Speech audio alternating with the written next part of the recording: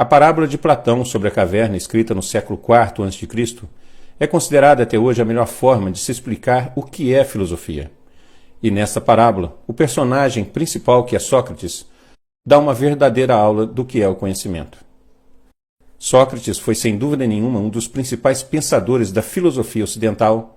e marcou a história da filosofia em dois períodos, que ficaram conhecidos como pré-socráticos e socráticos. Em O Mito da Caverna, que é uma parábola encontrada no livro A República, escrito por Platão,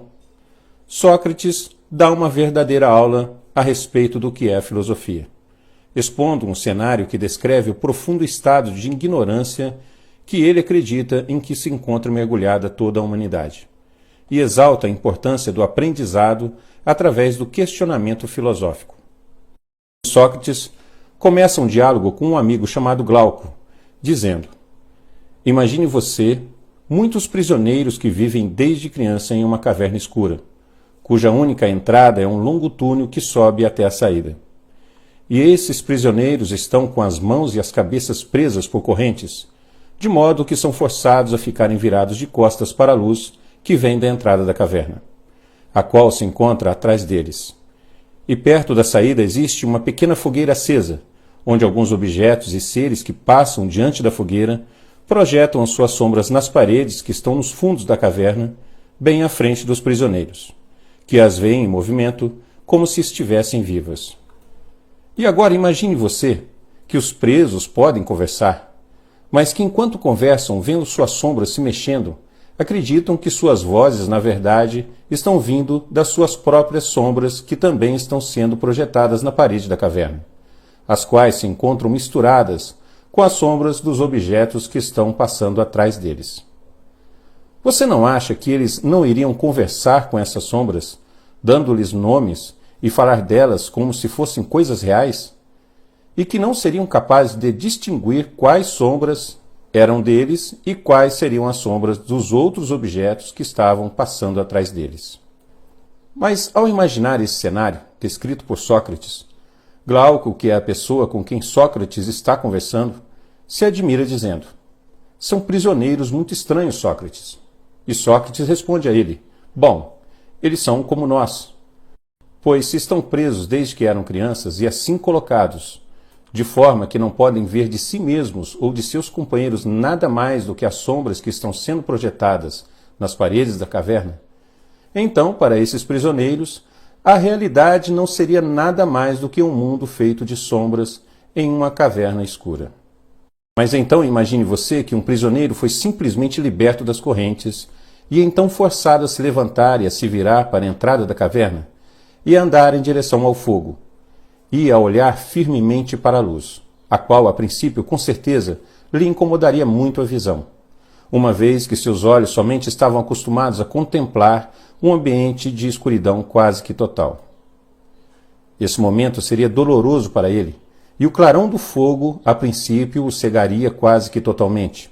de modo que agora ele não poderia ver claramente os objetos reais, cujas sombras deles ele se acostumou a observar durante toda a sua vida.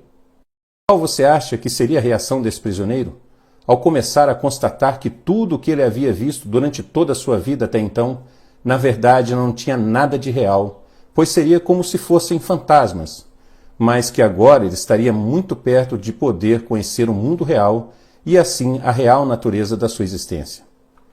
Mas supondo que agora, se alguém lhe apontasse as figuras que continuavam desfilando no fundo da caverna ante aos olhos de seus companheiros e o obrigasse a dizer o que eram, você não acha que haveria uma grande confusão em sua mente? E que certamente ele tentaria se convencer de que o mundo que ele conhecia antes e que ainda estava enraizado em sua mente era o mais real e verdadeiro,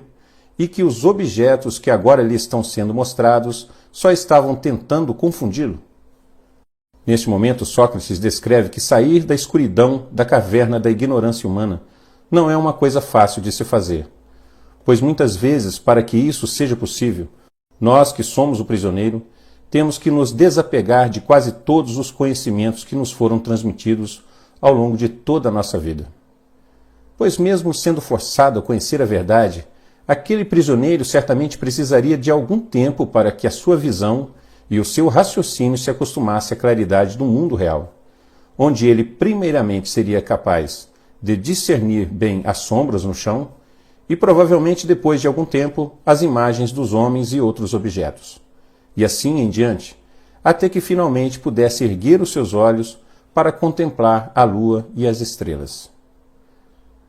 Mas e se depois de algum tempo que este prisioneiro passou fora da caverna e pôde conhecer e contemplar a verdadeira natureza do mundo real, ele tenha sido conduzido novamente para dentro da caverna e para junto dos outros prisioneiros? Mas agora seus olhos, que já tinham se acostumado com a luz do mundo real, estranhariam a escuridão, e ao ver novamente seus companheiros conversando com as sombras, ele tentaria explicar a eles que o que eles estavam vendo, na verdade, era simplesmente o reflexo deles mesmos que estavam sendo refletidos nas paredes de uma caverna dentro da qual eles se encontravam, simplesmente porque atrás deles havia uma fogueira acesa próxima à entrada da caverna. Vocês não acham que ele pareceria ridículo? E por que não dizer completamente maluco? Vocês não acham que os outros companheiros iriam zombar dele por ter feito tal comentário estranho, supondo uma realidade totalmente absurda? E certamente diriam que ele havia enlouquecido por ter inventado tudo aquilo. E diriam a ele que sair da caverna havia arruinado a sua visão e por isso jamais ele deveria ter saído. Neste cenário relatado neste texto, escrito há centenas de anos antes de Cristo, podemos ver algo muito parecido com aquela cena do filme Matrix, onde é ofertada a Neo a oportunidade de conhecer a verdade, mas ele foi alertado que depois que a conhecesse, não haveria mais volta. E também foi por esse motivo que no primeiro filme, uma pessoa que havia sido retirada da Matrix disse que preferia nunca ter saído